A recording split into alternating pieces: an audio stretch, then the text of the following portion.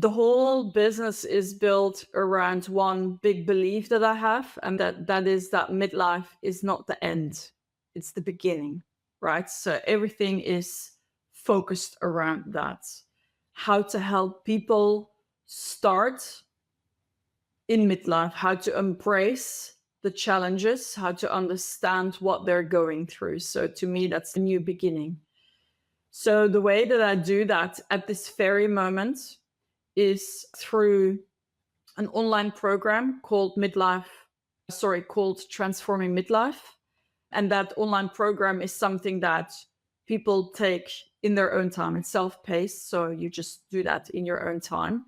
And it's packed with everything that I've learned about midlife. It blends that psychology, business, even social science, marketing, change management. It's a really comprehensive program to give midlifers the tools and insights that they need to take control of their lives.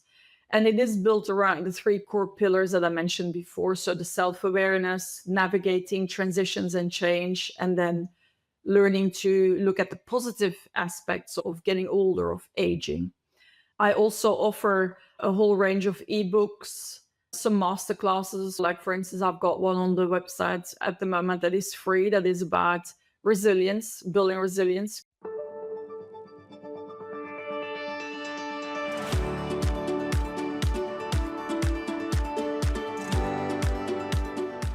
Welcome to another episode of Age of Reinvention.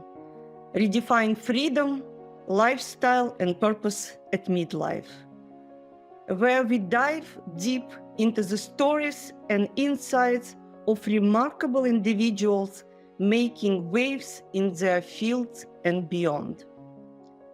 I'm your host, Emily Bron, and today we have a truly inspirational guest with us. Tamara Cortoos has had an incredible journey that snaps continents. From her home country of Belgium to the bustling streets of Barcelona, London, and Sydney. She is a leader in evidence-based consulting, a seasoned entrepreneur, and now a passionate midlife guide.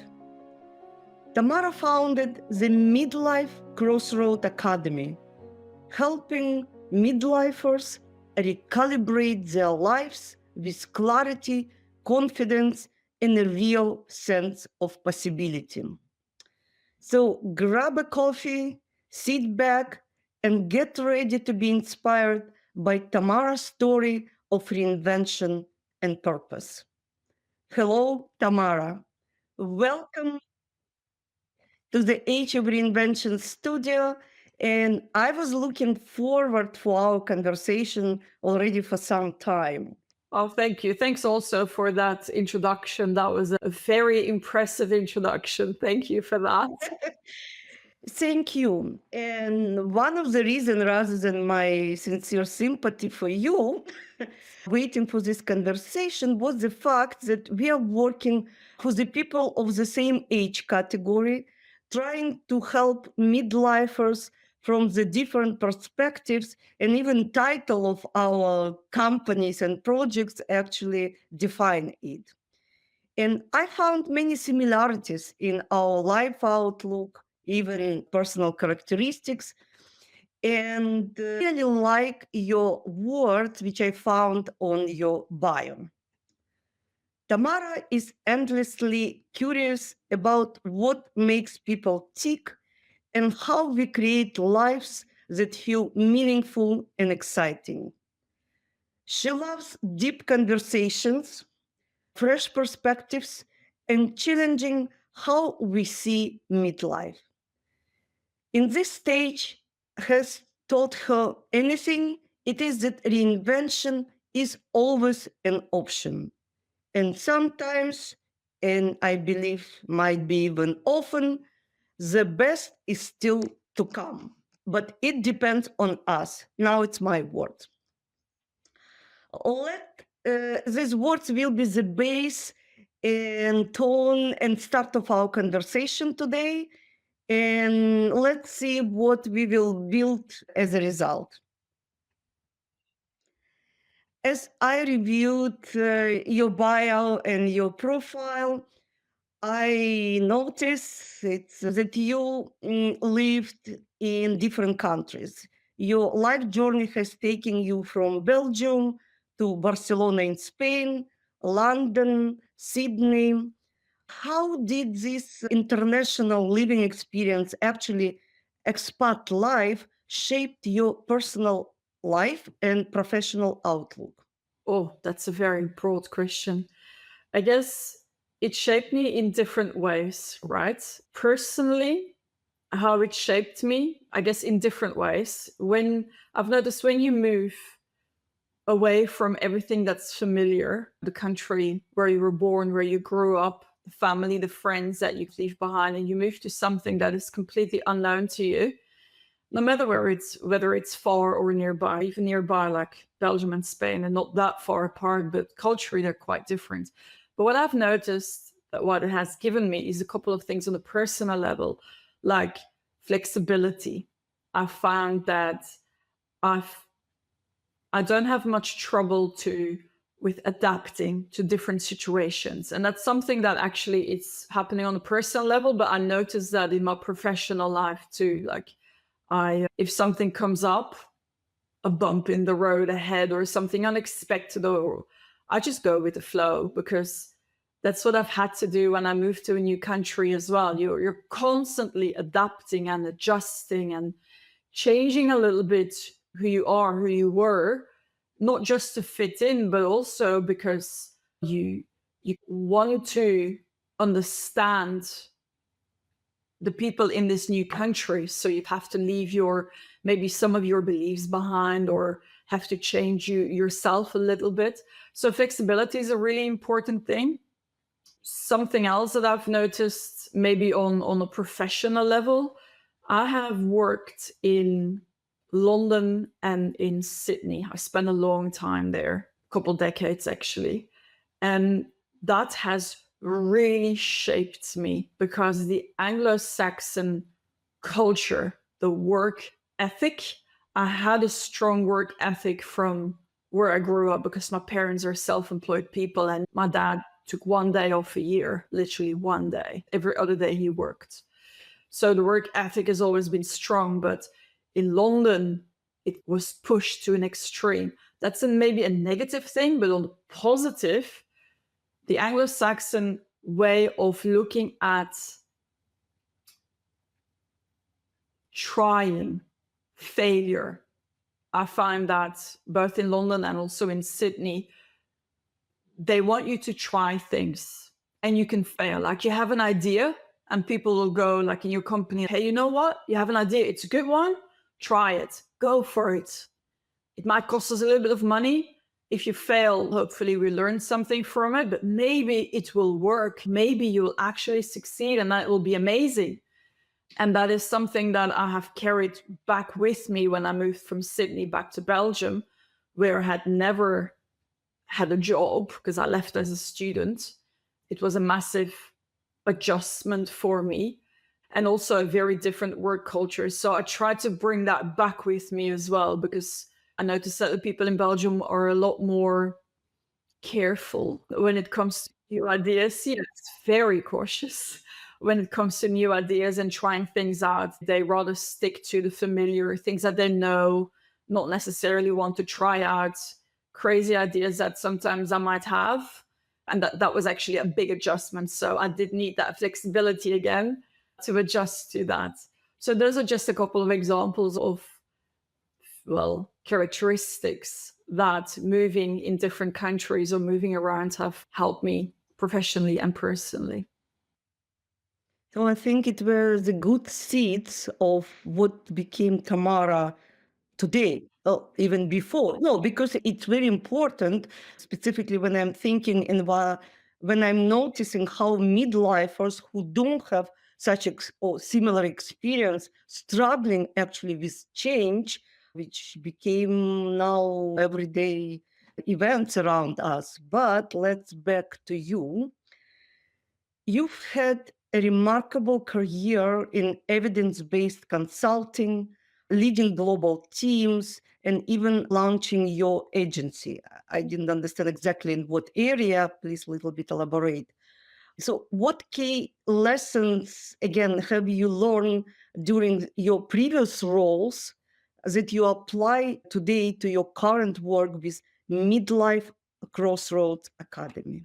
Maybe just to help you understand a bit more about what I did before, evidence-based consulting is what used to be called market research, really.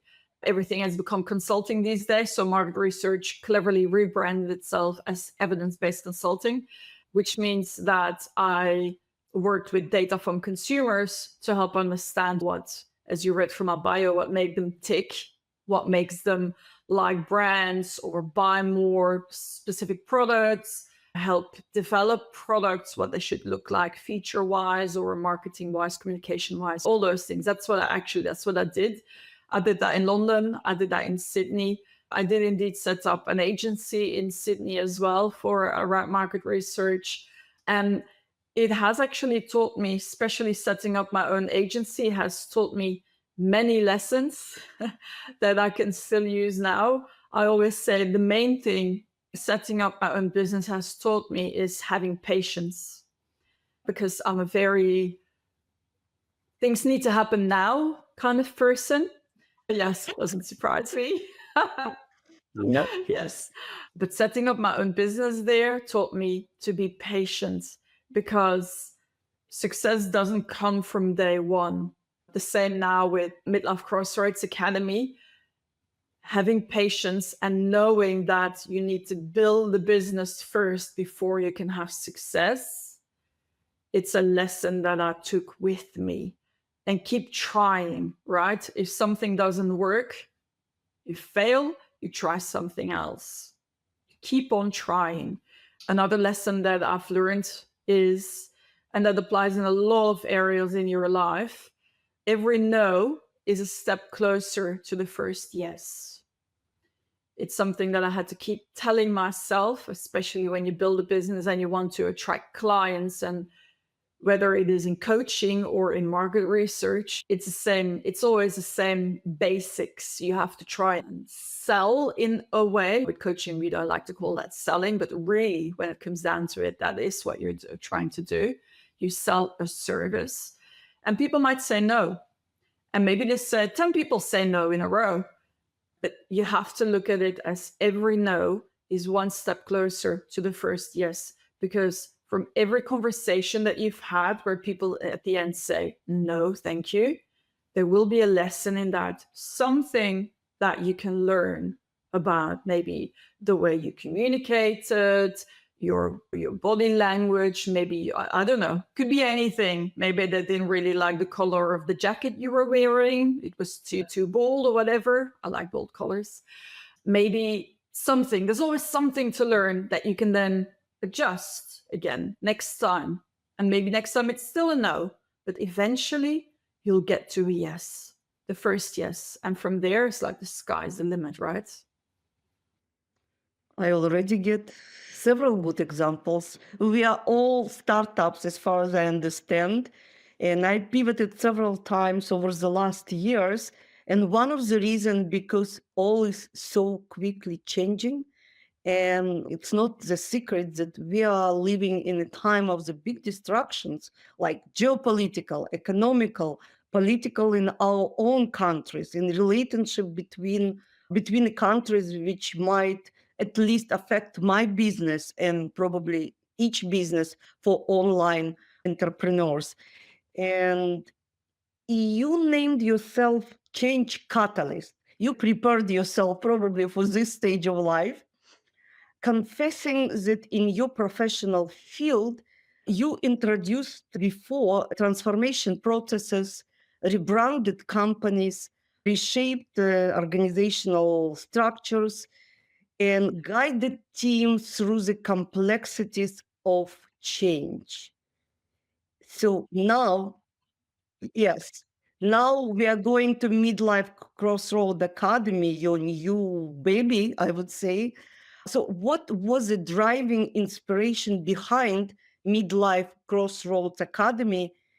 And how does your previous, again, professional, personal journey influence the programs and initiatives you offer? Okay, that's several questions in one. I'll start maybe from the beginning. There was a catalyst that led me to launch Midlife Crossroads Academy. But even before I get to that, I need to take you onto the backstory to it, because when I was in my early 40s, midlife hit me really hard. I had this vision of where I would be by my 40s, career-wise, personally, everything. And the idea that I always had didn't quite match reality. And there was this gap. And that made me feel like I was falling short in some way. And there were a couple of reasons why I felt that gap. And the first one, I guess, is that my career had lost its spark. I had spent years working in market research. And for a very long time, I loved it. I identified with that job. And then one day, I didn't love it anymore. And I felt stuck. I wasn't learning. I wasn't growing anymore. And everything started to feel a bit repetitive. And to me, that was very demotivating, because I need change and I need different things, different challenges every day. It felt a bit like a dead end to me. That was one thing. And then there was also what I now know is called the comparison trap, right? I kept seeing people, my peers, family members, friends, and they seem to have it all figured out. And I would look at their lives, their job titles, their successes. And then I would think, why don't I have this? And again, when you look at it rationally, it was a completely crazy thought to have, because on paper, I had a lot too: a successful career, a business in Australia, I had 2 beautiful kids, I traveled the world, my parents were healthy. But instead of appreciating all that, I just kept asking myself, like, why does it feel like I've got everything I ever wanted and it's still not enough? That was the second thing. The third thing was that I started to feel regrets. I had a lot of what ifs in my head at that time. All the things that I didn't do, the opportunities I didn't take. What if I had studied law instead of economics? Maybe I would have become that human rights lawyer that I always thought I was going to become. Or what if I had taken up my university because they offered me a PhD 3 years in a row and I turned them down every time? What if I had done that? Would I be making like an impact in the world now? I just thought I have shut so many doors in my past. I felt regret about that. And it makes it sound like all of what I was feeling is about my career, but that's not really true, because on top of it all, I felt like really restless. I looked at my life and it was this monotonous loop of responsibilities. And I so often thought, how did my life end up like this? It wasn't meant to be this. I was meant for like amazing things, not to do grocery shopping on a Thursday night at 10 o'clock. This is not me. So I started to think, did I waste my best years? Because I always thought I'd have it all figured out by my 40s and I would be confident and be very clear about my future, where I was going. And I didn't. I felt lost and I did not know at all anymore what was coming next. And I also, when I looked in the mirror, aging had never really worried me until it did. And suddenly all I could see were the signs of getting older. I would look at other women my age and think like, why do they look so much better than me? It's comparing again, but also feeling like, oh my God, again, I'm falling short in some way because I can't even age nicely. You're very competitive. I'm very competitive. My old teams used to joke about it, how competitive I am. But I'm also, apart from competitive, I'm also really pragmatic and solution oriented. So with all of that happening, the thoughts, the challenges, my initial solution was to retrain. I got certified in change management and I wanted to pivot into a new industry. And then actually came the actual catalyst. Because at my first job interview, I was feeling really good. I was talking about my experiences, my knowledge, my skills, everything I could bring to the table, how eager I was to use all of that in a new industry. And then this HR manager looks at me and he says, I kid you not, I'm sorry, but you're too old to hire. It's illegal. Before you say anything, of course it's illegal, but In what country? it was Belgium. Yeah. But I was in shock, right? When he said that, He was not cautious, by the way, saying it as Belgium culture. He was even not covering it by nice words. but until that moment, it had never occurred to me that I might be too old for something. And now this guy said it to my face, and I was only 44. I was not old. No.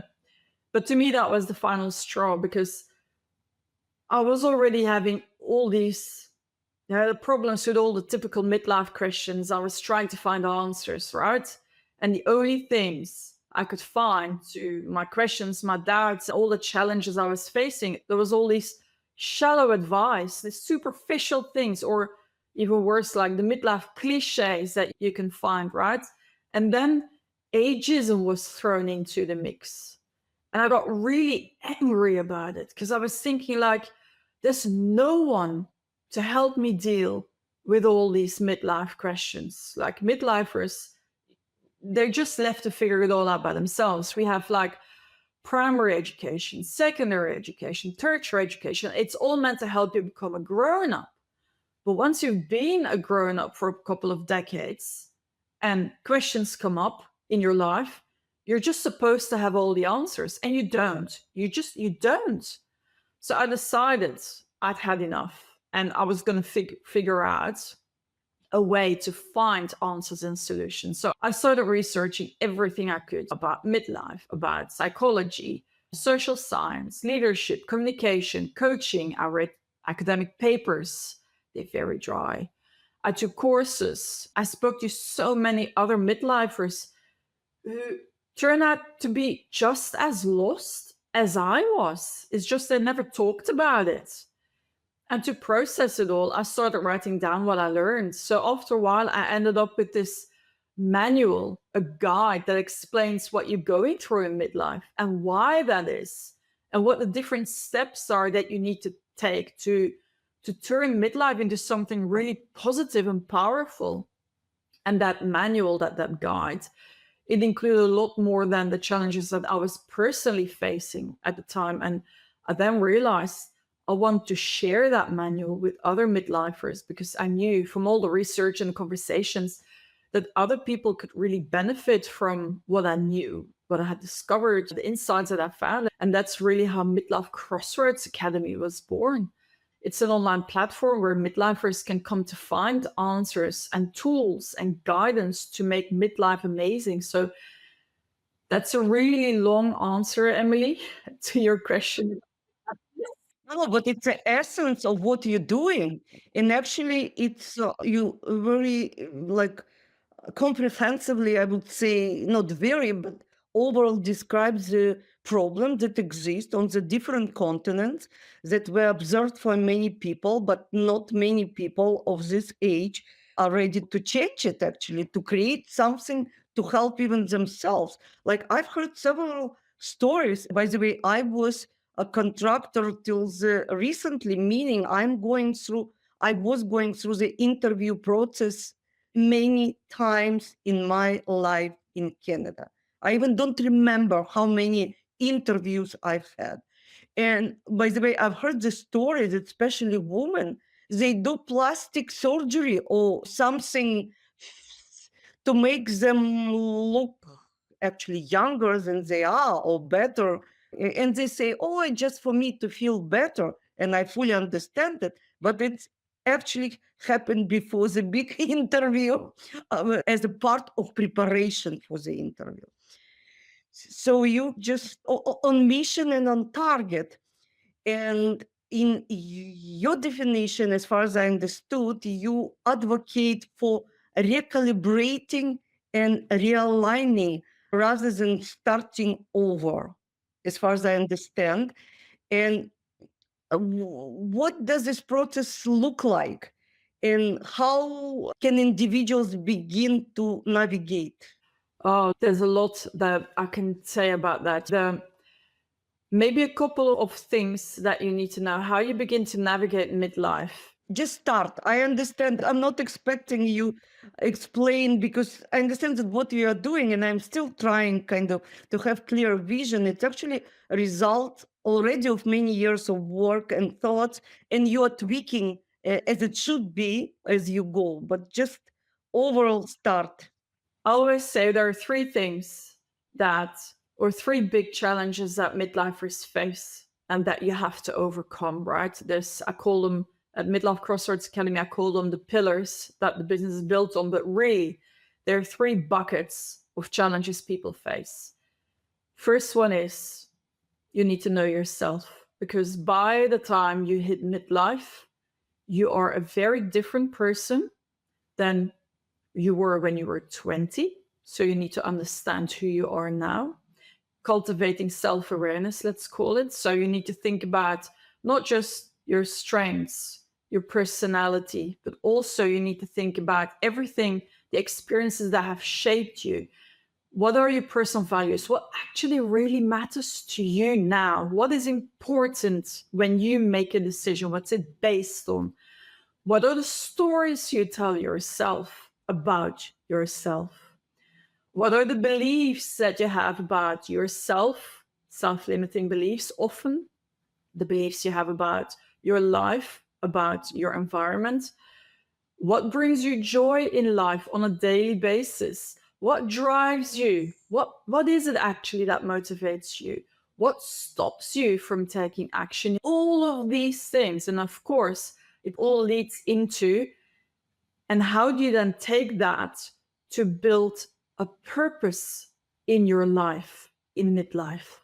That's the whole thing, is self-awareness. Know yourself. There's no bigger gift you can give yourself than the gift of self-awareness. The second thing that you need in midlife is you need to learn to navigate transition and be resilient, right? Because midlife, it brings big changes with it in your physically, in your family dynamics, in career, the sense of purpose that you have, everything. It's all in finances, maybe in your identity, lots of changes. And learning to embrace those transitions as opportunities for growth is super important. But before you can do that, you need to really understand the different phases of a transition and how to work through them, and what skill set you need to develop to actually do that. Like, resilience is one part of the skill set. So that's the second element, really understanding transition, because you can't get through it unless you recognize what stage that you're in. As part of that, you will probably want to set some kind of goal for yourself in midlife as well. It doesn't matter how big or small, but set a goal for yourself. Again, have something to work towards and a roadmap of exactly how you're going to achieve it, because taking action is so important in midlife. And the third element is embracing the positives of aging, because when people hear the word aging, they immediately think of downhill. Everything is just, my body is giving up, or, oh God, mental issues, or whatever it is. Like, I've become invisible once I'm 50 or older. All the negative things of aging is what people think about. But there's so many positives as well. Like, you have wisdom to share. You can build a legacy. You have so many experiences that can only come with age. So shifting that perspective to see aging as an asset, right? It can really enrich the journey and open up new possibilities of things you can do, opportunities that life gives you.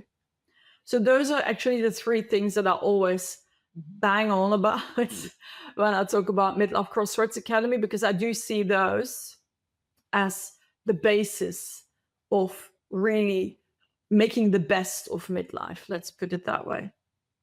Yes, I fully agree with your approach, and you stated it very nicely, I would say. There is standard narrative that midlife is a crisis or complete decline. So, how do you challenge these misconceptions through your course and maybe speaking activities? And what are the most exciting opportunities unique to this stage of life? I know you mentioned already, but maybe you have some fresh examples. Yes. Can I first go back to the midlife crisis?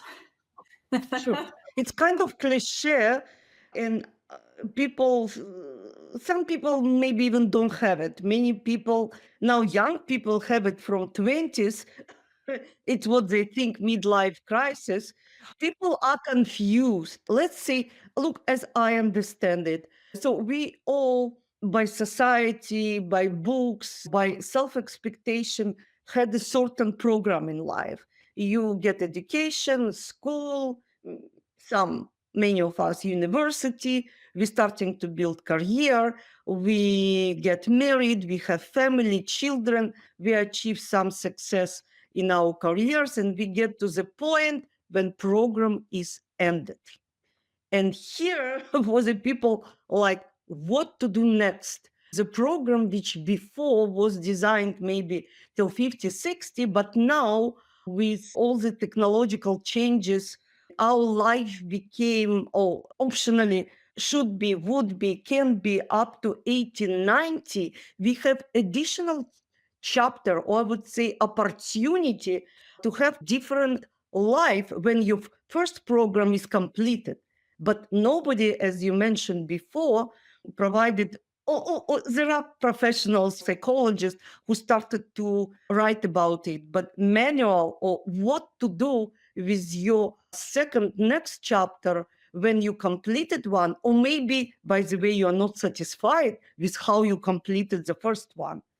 For me, it's opportunity to redefine, to find new purpose, new freedom, in many cases, new profession, new direction. What you would say? What are exciting opportunities unique for this stage of life? I always think you've got a chance to transform yourself. And I know from a bio that you read out that the midlife is a chance to reinvent yourself. I really need to change that because the word reinvention, I think, is misleading. I don't think that people should reinvent themselves in midlife. It makes it sound like you're not starting over, you're building on what's already there. Midlife is about evolving. You take what you've learned and you use it in a way that fits with who you are now. So reinvention is actually the wrong, it sounds so dramatic, right? Like a big, Reinvent yourself, reinvent your potential. It's how I understand. And I have redefined your freedom, lifestyle, and purpose because at least it's how I see it now, based on my experience and experience of other people with similar but different stories. I talked before about cultivating self-awareness, but the opportunity that you really have is to evolve yourself into the best version of yourself, right? If you know who you are, you know your strengths, you know what you actually want in life, it is such a powerful way of being. Also, you can come up with a new goal. People to turn a very negative element into something positive. Midlife is always associated with the midlife crisis, right? When people go completely gaga and they go and they buy a red sports car and they get a tattoo sleeve and they get a facelift, whatever. You're almost expected to do something completely crazy. I always think, okay, why don't we just use that? If we're expected to do something big anyway, why don't we just do something big, but something big that suits us, that suits our personality, that suits where we want to go, that suits the goal that we now have in life? Because if people expect you to change anyway, you can change in a way that you want to change, right? And midlife is a perfect time to do that and to embrace transition, as I said before, it's an opportunity for growth. I also see this time in midlife as an opportunity to really build a legacy. When you're younger, you're building the career, building the family, building the life. Once you get to a certain age, it can be already in your late 30s, maybe it's in your early 60s. It doesn't really matter when, but at some point, you're going to ask yourself, what do I want to leave behind? What's the impact I want to leave behind? And when you start thinking about that and you try to come up with ideas of making a positive impact on the world, maybe the world as in your immediate environment, or maybe the world as a whole. It can be big, can be small, it doesn't matter. But midlife is your chance to do that. And just like engaging in meaningful activities that reflect your values, and just make sure that the legacy that you're building aligns with your true self. And I always say, like, a legacy, it can be as simple as mentoring a younger colleague. It can be as simple as raising your children. That's a legacy too. Or maybe you take up, I don't know, maybe you start painting and you decide that you want to put on an exhibition. It's a legacy of some sort as well. Whatever you choose, but at some point, you're going to really ask yourself, what do I want in the world to be left of me after I'm gone? It sounds really morbid, but it's really a question that you ask.